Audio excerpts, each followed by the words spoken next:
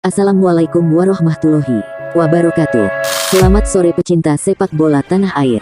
Dari lanjutan BRI Liga 1. Pertandingan ke-19 antara Persebaya Surabaya menghadapi PSM Makassar. Persebaya yang bertindak sebagai tuan rumah menggunakan formasi 4-3-3 dengan susunan pemain seperti di layar kaca kalian. Dari kubu PSM Makassar juga sama menggunakan formasi agresif 4-3-3 dengan susunan pemain sebagai berikut.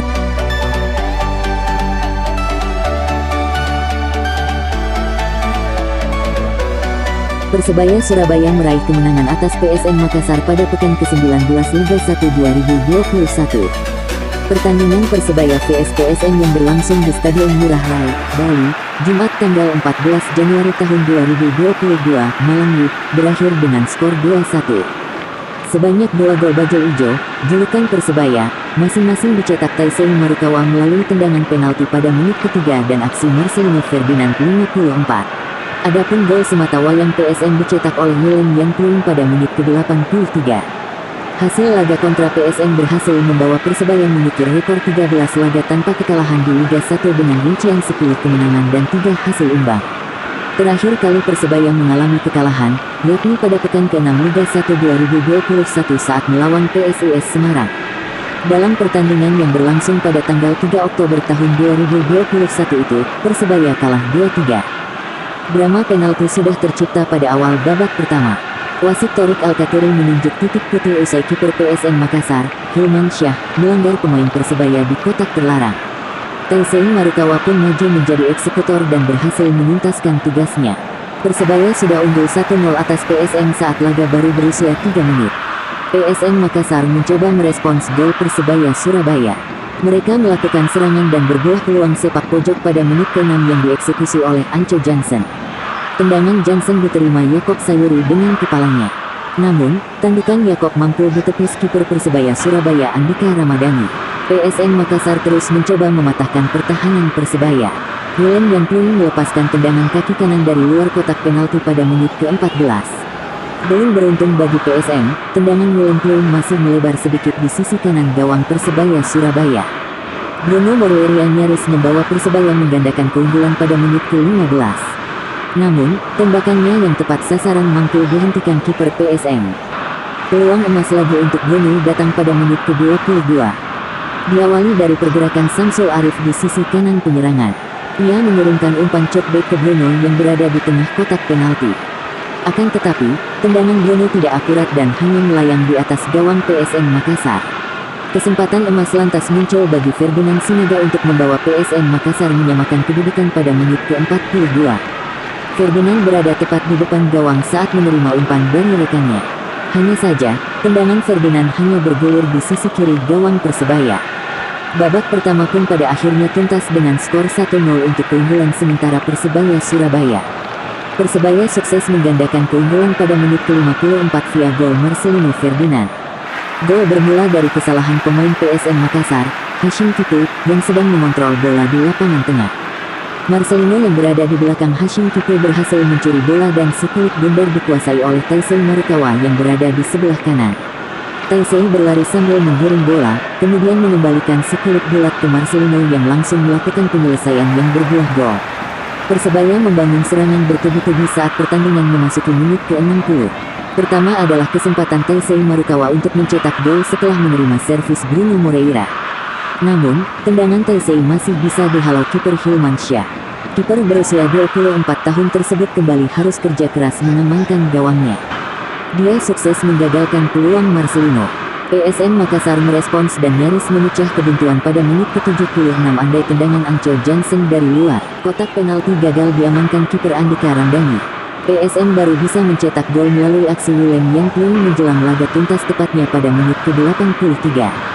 Gol berawal dari tendangan Rizky Eka Pratama yang bisa dihalau kiper Persebaya dan kemudian membentur Mistar. Bola muntahan tak disia-siakan Pluim. Dia langsung melepaskan tendangan dan bola bersarang nyaman di gawang Persebaya. Persebaya Surabaya sejatinya memiliki peluang untuk menutup pertandingan dengan kemenangan 3-1. Namun, tembakan Bruno Moreira pada injury time hanya melayang di atas mistar gawang. Pertandingan pun tuntas dengan skor 2-1 untuk kemenangan Persebaya Surabaya. Pelatih Persebaya Surabaya, Aji Santoso menanggapi kemenangan timnya pada pekan 19 BRI Liga 1 2021 di Stadion Igusti Ngurah Rai, Jumat malam tadi. Pahlawan kemenangan Persebaya Surabaya pantas disematkan kepada Taisei Marukawa yang mencetak 1 gol dan assist. Marukawa memiliki andil besar terhadap gol kedua Persebaya Surabaya yang dicetak Marcelino Ferdinand. Sayangnya gawang Persebaya Surabaya sempat kebobolan 1 gol pada penghujung laga melalui lesakan Wiljan Pluim. Dengan hasil ini Persebaya berada di posisi 3 klasemen sementara menggeser posisi Persib Bandung dan Bayangkara dari posisi 4 dan 5. Dengan kemenangan ini Persebaya berpeluang menjadi juara BRI Liga 1 2021. Berikut ini klasemen sementara dan jadwal pertandingan berikutnya di pekan ke-20. BRI Liga 1 2021.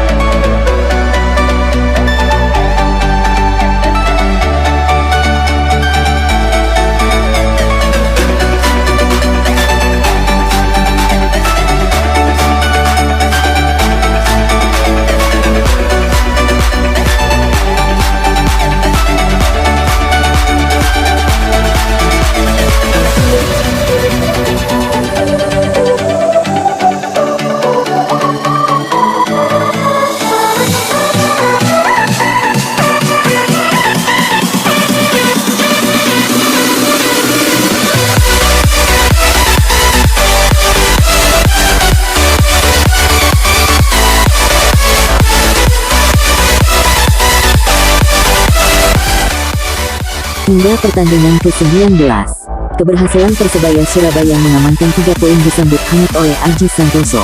Menurutnya, kemenangan Persebaya Surabaya berkat kerja keras seluruh pemain yang ingin membalaskan kekalahan di putaran pertama lalu. Sebagai informasi, pada pertemuan pertama musim ini PSM Makassar mengatasi perlawanan Persebaya Surabaya dengan skor 3-1. Kala itu PSM Makassar membobol 3 gol ke gawang Persebaya Surabaya melalui Yakob Sayuri dan Grace Anco Johnson. Adapun Persebaya Surabaya hanya sanggup membalas 1 gol berkat Jose Wilson yang sekarang dipinjamkan ke sesama kontestan BRI Liga 1 2021 Persela Lamongan. Kami bisa memenangkan pertandingan, itu menandakan bahwa Revans kali ini sukses, terbalaskan kekalahan di putaran pertama, ini berkat kerja keras anggota tim, kata Aji Santoso dikutip dari laman Surya. Lebih lanjut, juru taktik berusia 51 tahun ini menyinggung banyaknya peluang lini serang Persebaya Surabaya yang gagal menjadi gol. Ia lantas menyoroti penampilan 2 pemain asingnya yang mencatatkan peluang emas ke gawang Firmansyah. Pertama adalah Bruno Moreira yang tampil penuh 90 menit sedangkan nama selanjutnya adalah Arsenio Falpot. Falpot sendiri baru bermain pada menit 65 untuk menggantikan Samsul Arif. Bruno Moreira 3 kali, Arsenio Falpot 1 kali, banyak lagi peluang yang seharusnya jadi gol, ini tetap akan menjadi evaluasi kami supaya pertandingan berikutnya kami bagus lagi, tegas Aji. Selain sukses menembus 3 besar, Persebaya Surabaya juga melanjutkan tren positifnya. Persebaya Surabaya dalam 13 pertandingan terakhir belum terkalahkan. Rinciannya Persebaya Surabaya mendapatkan 10 kemenangan dan sisanya 3 imbang. Saya mengharapkan pada seluruh pemain untuk tetap fokus, tetap berjuang semaksimal mungkin agar tren ini tetap terjaga, ucap pelatih asal Kabupaten Malang itu. Memang tidak mudah untuk menjaga tren ini, tapi saya tentunya punya kiat-kiat, bagaimana menjaga tren ini tetap terjaga dan pemain ketika main selalu on fire, pungkasnya.